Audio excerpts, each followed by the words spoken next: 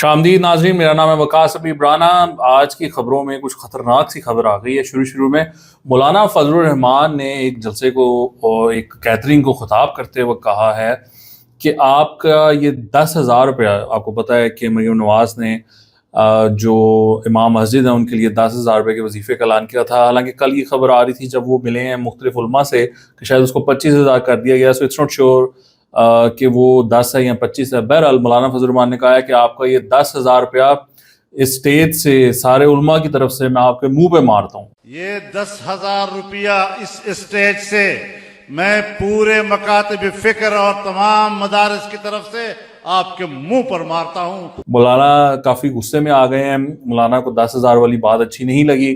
मौलाना ने कहा कि केपी में ये कोशिश की जा चुकी है और वो नाकामयाब हुए और आप भी नाकामयाब होंगे, हम इसको नहीं मानते और ये 10,000 रुपया मैं आपके मुंह पे मारता हूँ। तो मौलाना ने बड़ा एग्रेसिव स्टांस लिया है मरीम नवाज़ के इस कदम पर। इसकी दो ही वजूहत हो सकती हैं। एक ये कि या तो जो मौलाना के मसलक के इमाम मस्जिद हैं या उनकी जो मस्जिदें हैं, शायद उनको मरीम नवाज़ वो 10,000 नहीं दे रही। मुझे लगता है कि शायद ये सिर्फ अहले सुन्नत वालों को ये दिया जा रहा है। और दूसरा ये वजह हो सकती है कि मरीम ने किसी भी लिहाज से मौलाना को कंसल्ट ही नहीं किया इस इशू पर। तो शायद मौलाना को इस बात का भी गुस्सा हो कि इतना बड़ा वाक़या हो गया मुल्क में और ये चीफ मिनिस्टर हैं, इन्होंने ऑपरेशन किया इस इतनी बड़ी पार्टी के ख़िलाफ़ और ये मुझे लिफ्ट ही नहीं करा रही, मुझे उसमें इन्होंने कोई कंसल्ट ही नहीं किया। और ये जो 10,000 वाला मामला भी था इसमें भी मुझे कंसल्ट करती। मौलाना अपने आप को एक बड़े एक जिसको आप कहते हैं ना कि स्टेक होल्डर समझते हैं, तो वो उनका ख्याल होगा कि भाई मैं इतना बड़ा मजहबी रहनुमा, इतना बड़ा सियासी रहनुमा और ये इतना बड़ा फैसला कर रहे हैं और ये हमसे बात ही नहीं कर रहे और इन्होंने दूसरे मौलवियों को ला के बैठा के तो उनके साथ बात कर ली है तो मुझसे बात नहीं की। तो मौलाना बड़ा बुरा मना गए। मरीम नवाज़ को बड़ी ख़तरनाक किस्म की उन्होंने चेतावनी दी है। ये बड़ा ख़तरनाक सा उन्होंने मामला किया है कि ये 10,000 मैं आपके मुंह पे मारता हूँ। अब देखना होगा कि मरीम इसको कैसे रिस्पॉन्ड करती हैं, ये कैसे हैंडल करती हैं। ऑब्वियसली मौलाना के साथ ज़रा मामलात को ओके करना पड़ेगा। आई थिंक नून लीग से कोई मौलाना से बात करेगा और कहेगा नहीं नहीं मरीम का ये मतलब तो नहीं था या वो मतलब नहीं था, आपके साथ हैं, आपके भी कर देते हैं या जो भी है, तो वो कहीं जाके फिर मामला आई थिंक सेटल हो जाएगा। इसके अलावा नाज़रीन, शेर अफजल मरवत की मुलाकात हुई है ख्वाजा आसिफ से पार्लियामेंट हाउस के बाहर और शेर अफजल मरवत से सहाफ़ी ने कहा कि पिछली दफ़ा जब आपकी मुलाकात हुई थी तो आपके लिए मुश्किलात पैदा हो गई थी। तो शेर अफजल मरवत ने कहा कि ये मेरे बुज़ुर्ग हैं, भाई हैं और मुश्किलात पैदा होती हैं तो होने दो। ख्वाजा आसिफ ने कहा कि मेरा छोटा भाई है, बेटा है और इसके साथ दुआ भी है और दवा भी है। तो उन्होंने कहा कि इनके लिए इन पे आजकल काफ़ी मुश्किलात चल रही हैं। तो ख्वाजा आसिफ ने कहा कि मुश्किलात आती रहती हैं और फिर चली भी जाती, कौन सा सदा मुश्किलात रह जाती हैं। तो ये बड़ा इनका ब्रोमैंस जो है ना, बड़ा प्यार मोहब्बत वो चल रहा था।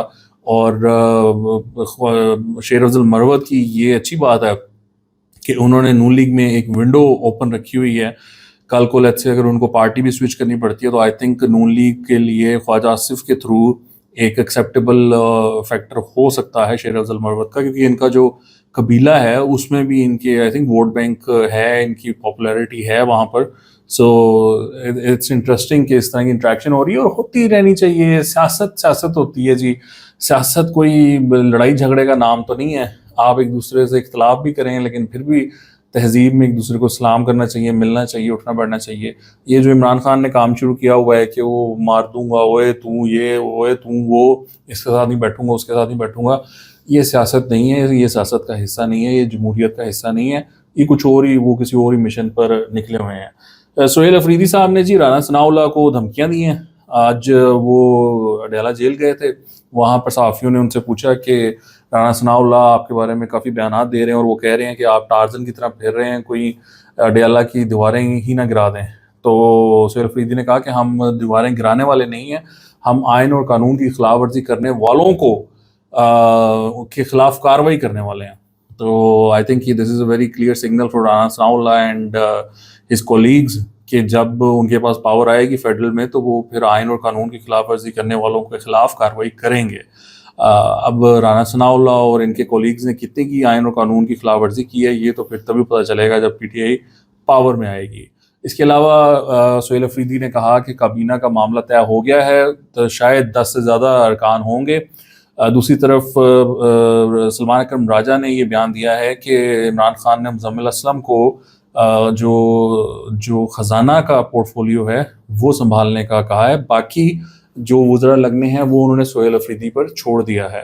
سو اب لیٹس سی کہ کس طرح کی کابینہ آتی ہے اور وہاں پر کیا معاملات ہوتے ہیں۔ اس کے علاوہ سہیل افریدی نے یہ بھی کہا کہ یہ میری فوج ہے، ابھی کل میں نے 6 جوانوں کے شہیدوں کے جنازوں میں شریک ہوا ہوں، اور ہمیں ان جو پالیسی ہے اس پہ دھیان دینا چاہیے، اس کو ریویو کرنا چاہیے۔ یہ باتیں انہوں نے کی ہیں اس معاملے پہ۔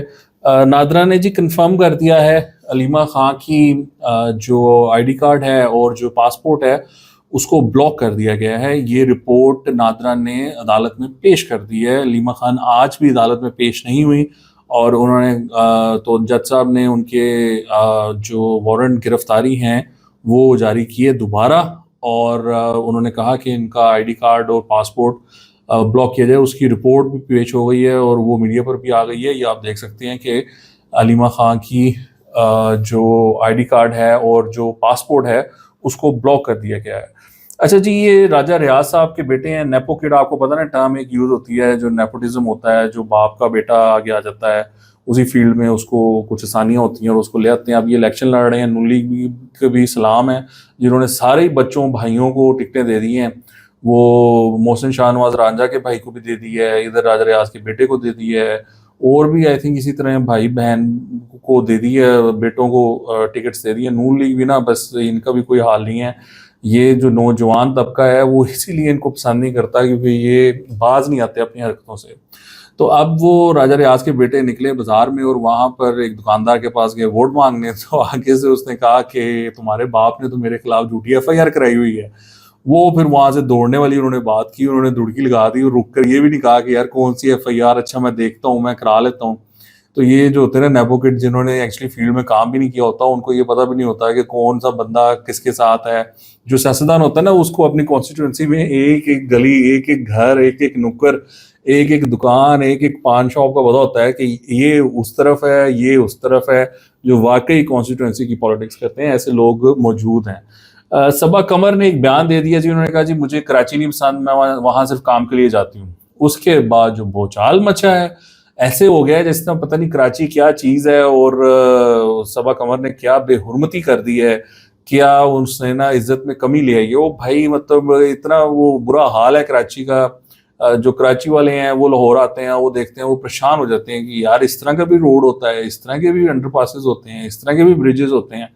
تو اب کراچی نہیں اس طرح کا، تو وہ لوگ کہیں گے کہ نہیں اچھا، تو اس میں برا منانے والی کون سی بات ہے؟ آپ کچھ لوگوں کو لاہور نہیں پسند تو ان کو نہیں پسند تو نہیں پسند، اب کیا کریں، ان کا وہ نہیں پسند کرتے تو بھائی نہیں پسند۔ اب صبا قمر پہ ایسی باتیں، ایسی بحث، مطلب میں حیران رہ گیا ہوں کہ کس طرح اس کو پریشرائز کر رہے ہیں۔ ہوپ کہ صبا قمر اس پریشر میں نہ آئیں، اور اگر ان کو کراچی نہیں پسند تو وہ نہیں پسند، وہ کہیں بھیا نہیں پسند، مجھے آپ کی بات کے باوجود نہیں پسند۔ وہ کہتے ہیں نا میں نے بڑی کوشش کی پسند کرنے کی لیکن مجھے ذرا پسند نہیں آیا۔ تو صبا قمر کو دوبارہ کو کہنا چاہیے کہ میں نے سوچا اس بارے میں دوبارہ، لیکن مجھے ذرا پسند نہیں آیا کراچی۔ تو بجائے اس کے کہ آپ کراچی کو بہتر کرو، وہاں کا کوڑا کرکٹ اٹھاؤ، وہاں کی روڈز کو بہتر کرو، لائٹس لگاؤ، وہاں پر کوئی اچھا بلڈنگز وغیرہ کو رینوویٹ کرو، وہ کام نہیں کرنا، بس کراچی سب سے اچھا ہے، یہ نعرہ لگاتے رہو۔ اینی وے جی، آج کے لیے اتنا ہی، آپ کے دیکھنے کا بہت شکریہ، خدا حافظ۔